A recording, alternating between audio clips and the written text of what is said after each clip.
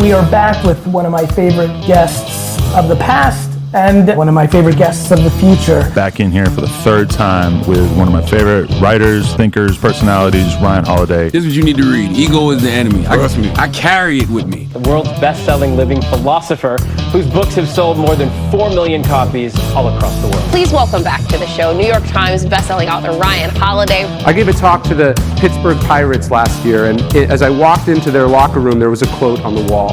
And it said, "It's not things that upset us, but our judgment about things."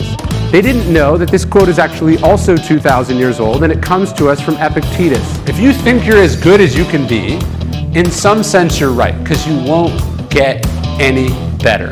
The impediment to action advances action. What stands in the way becomes the way. Nick Saban calls this the process. You don't focus on the end result. You don't think about winning the championship. You don't think about the overwhelming nature of the task in front of you. You think about what is in front of you in the smallest possible increment. Things can go wrong. What's your plan, right? Also, how bad is that worst case scenario actually?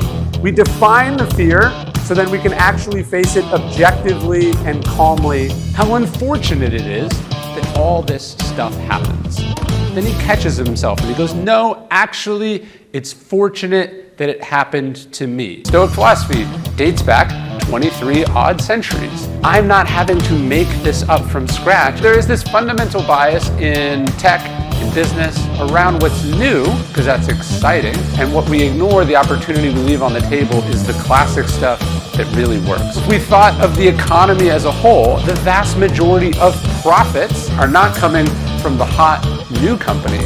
They're coming from established, perennial companies that have figured out how to do what they do in a sustainable way aimed at longevity. My editor once said to me, well, it's not what a book is, it's what a book does. It's about finding the timelessness in the timely. Ultimately, our job as leaders is to inspire, right? We lead by example. You don't just demand that your company's culture have this thing. You can't just demand this kind of change from your industry.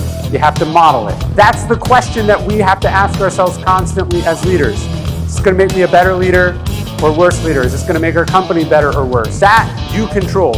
How many copies my books sell? I don't control any of that, but I control whether I get better as a human being despite all of it. I control whether I am a good leader, a good parent, a good human being, a good neighbor, a good citizen, a good participant in the economy. I decide all that. No one can take that away from me.